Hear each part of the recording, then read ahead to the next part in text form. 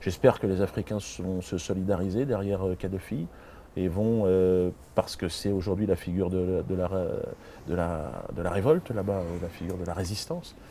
Il n'y a pas de révolutionnaire libyen, il y a l'armée de l'OTAN qui, avec l'aide de quelques groupuscules, tente Et les de révolutionnaires. déstabiliser, non pas la Libye, mais le continent africain tout entier. Et on a vu notamment Bernard-Henri Lévy, justement, hein, se prendre en photo avec ces révolutionnaires-là, des gens armés et qui se disaient contre Kadhafi et qui voulaient un nouveau pouvoir, un nouveau régime.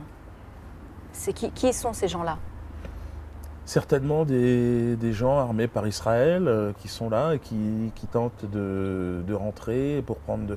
C'est toujours, avec Israël, c'est toujours la même question. Et Bernard-Henri Lévy, l'ambassadeur israélien, qui non seulement a entraîné la France dans ce combat illégitime et qui dessert les intérêts profonds de la France et de l'État français,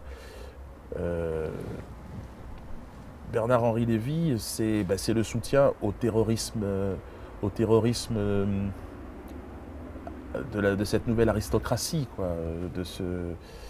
Bernard-Henri Lévy, c'est le juif extrémiste qui, partout où il peut aller voler l'argent des honnêtes gens, il va mettre en œuvre une supercherie, un mensonge, comme toute sa famille l'a fait d'ailleurs. Vous savez qu'ils se sont enrichis sur le bois précieux africain, de la même façon que d'autres avant l'avaient fait sur le commerce des Noirs en Afrique, le bois d'ébène.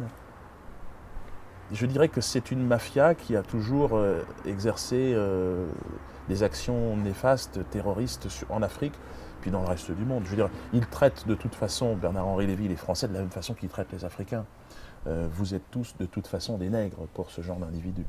Vous pensez donc que Kadhafi est plus honnête que Sarkozy ou que BHL? Oui, déjà, vous savez, quand Nelson Mandela sort de 27 années de prison, Nelson Mandela, symbole de la résistance nègre dans le monde, il sort de ces années d'incarcération et la première personne qu'il va remercier, c'est Muammar Kadhafi, pour l'avoir aidé, avoir financé aussi le mouvement de résistance, donc l'ANC. Il faut savoir qu'en même moment, Israël collaborait évidemment avec l'État d'apartheid d'Afrique du Sud. Donc en fait, le film se rejoue, c'est un éternel recommencement, et bon, je suis persuadé que les Africains, en tout cas, vont se réveiller. Et à quand un débat entre Bernard-Henri Lévy et vous? Oh, j'aurais aucun problème à le rencontrer, évidemment. Vous avez déjà tenté? Vous savez, j'ai peur de... Moi, j'avais organisé un débat avec Jean-Marie Le Pen à l'époque, où il nous était montré du doigt comme étant le diable absolu, le raciste, le xénophobe. Et puis j'avais été très intéressé, et heureusement que j'ai fait cette rencontre pour m'être battu contre le Front National assez longtemps. Bernard-Henri Lévy, pour moi, c'est le fascisme. C'est comme ça que je le vois, c'est le racisme incarné, c'est la haine du non-juif. C'est-à-dire que si vous n'êtes pas juif, vous êtes, dans son regard et dans son discours, vous êtes un animal au visage humain que l'on doit manipuler, que l'on doit voler. Et pour moi, Bernard-Henri Lévy, c'est aujourd'hui, non pas un philosophe bien évidemment, mais une sorte de guide juif qui se sert donc de son judaïsme comme une sorte de bouclier d'éthique qui entraîne avec lui des innocents, nés juifs mais par accident, puisqu'on ne le choisit pas. Et puis, il les entraîne dans le chaos et dans une escroquerie, quoi. Donc moi, Bernard-Henri Lévy, bien évidemment, je veux bien le rencontrer. Pour lui, je suis un antisémite. Pour moi, il est antisémite aussi.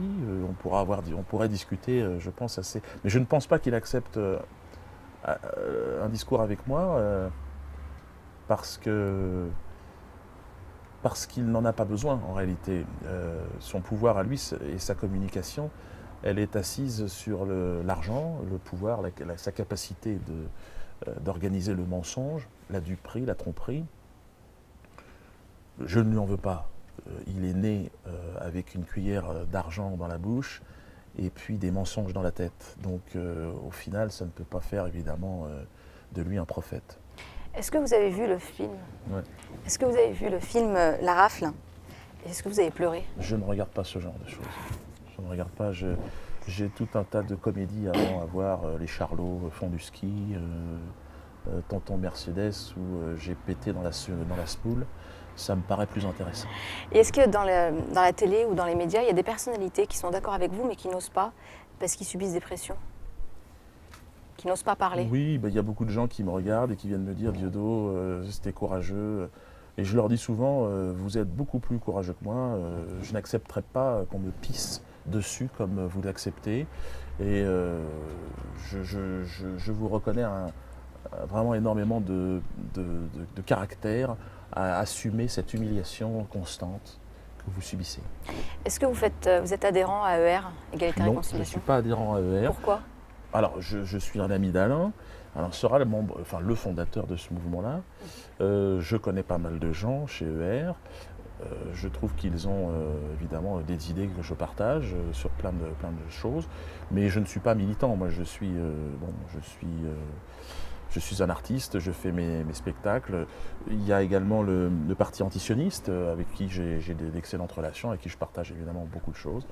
Mais voilà, je pense qu'ils sont dans leur dynamique. Et puis je suis pas certain que ce soit dans l'intérêt non plus de R d'avoir des adhérents comme moi, parce que ça donnerait une connotation. Et puis je pense qu'Alain, c'est vraiment un mouvement avec lequel il a envie de transmettre un message très personnel et un projet très personnel. Donc même s'il s'ouvre aujourd'hui, je ne sais pas où ils en sont, mais en tout cas, on est sympathisants, quoi.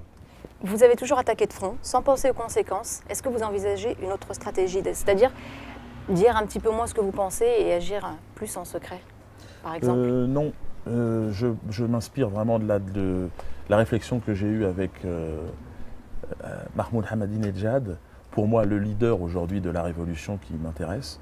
Je pense qu'il faut avancer maintenant. Nous n'avons plus à reculer face au mensonge. Le mensonge doit aller à sa place, c'est-à-dire dans les toilettes, et on va tirer la chasse, puis c'est tout.